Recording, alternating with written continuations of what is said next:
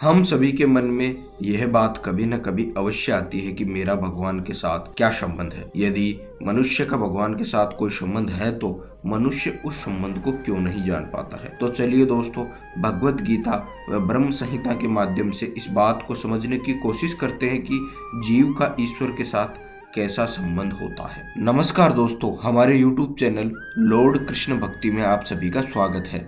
भगवान श्री कृष्ण अर्जुन को भगवत गीता में बतलाते हैं कि पृथ्वी, जल, अग्नि, वायु, आकाश, मन, बुद्धि तथा अहंकार ये 8 प्रकार से विभक्त मेरी भिन्ना अपरा प्रकृतियां हैं। भूमिरापो अनलो वायु है, खगम मनो बुद्धिरेव च अहंकारम इतियम में भिन्ना प्रकृतिर्ष्टधा। इन्हीं 8 प्रकृतियों से यह संपूर्ण जगत व हमारा शरीर स्थूल व सूक्ष्म दोनों शरीर बने हुए हैं। किंतु इन 8 प्रकृतियों के अलावा भगवान की एक और प्रकृति होती है जिसके कारण ही यह संपूर्ण दृश्य जगत कार्यशील है। इसके लिए भगवान श्री कृष्ण बतलाते हैं कि हे अर्जुन, इन अपरा प्रकृतियों के अतिरिक्त मेरी एक अन्य पराशक्ति भी है जो उन जीवों से युक्त है जो इस भौतिक अपरा प्रकृति के साधनों का विदोहन यानी इस्तेमाल कर रहे हैं। अपरेयमित सत्वयाम प्रकृतिम विधि में पराम जीव भूताम महाबाहो ययेदम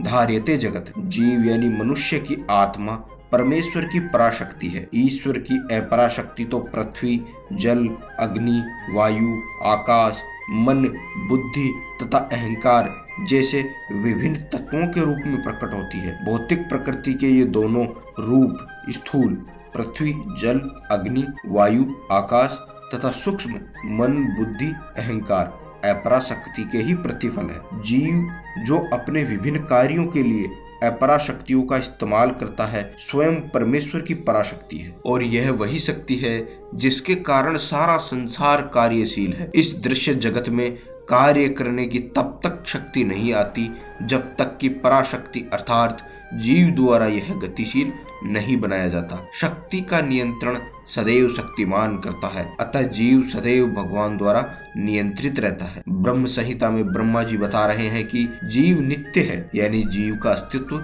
शाश्वत है, यानी आत्मा भूतकाल में भी अस्तित्व में था, वर्तमान में भी है, वह भविष्य में भी रहेगा तथा उसका श्री भगवान के साथ नित्य यानी शाश्वत संबंध है। वह भगवान की परा प्रकृति है। स नित्यो नित्य संबंध है प्रकृति सच परेवशा। भावार्थ, जैसे सूर्य से निकलने वाली असंख्य किरणों का सूर्य से नित्य संबंध होता है, उसी प्रकार परब्रह्म भगवान जीवों से नित्य युक्त रहते हैं। अर्थात जिस प्रकार सूर्य से सभी किरणें निकलती है उसी प्रकार जीव भी भगवान के अंश है। जीव उनके चित्त किरण कण है। जीव भौतिक पदार्थों की तरह नश्वर नहीं। जिस प्रकार अग्नि व उससे निकलने वाली चिंगारी में समान गुण होते हैं, उसी प्रकार भगवान का अंश होने के नाते जीव अल्पांश में भगवत गुणों से युक्त है। जीव में भगवान के समान गुण तो होते हैं किंतु ये मात्रा में बहुत कम होते हैं। इन्हीं गुणों के कारण जीव ज्ञान स्वरूप, ज्ञात्र स्वरूप, अहंता भाव स्वरूप, भोक्तृ स्वरूप व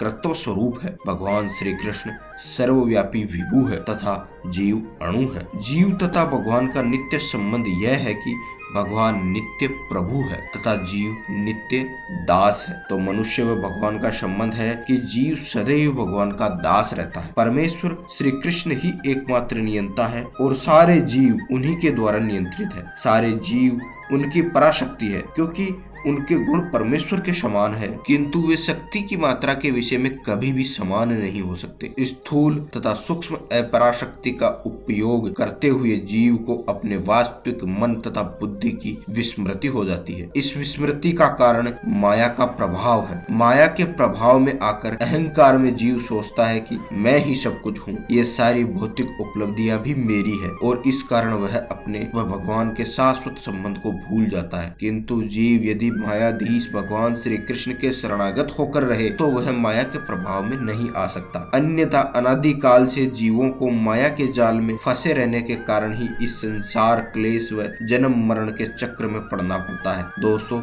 यदि वीडियो अच्छा लगा हो तो please like, share and subscribe कीजिए। धन्यवाद। हरे कृष्णा।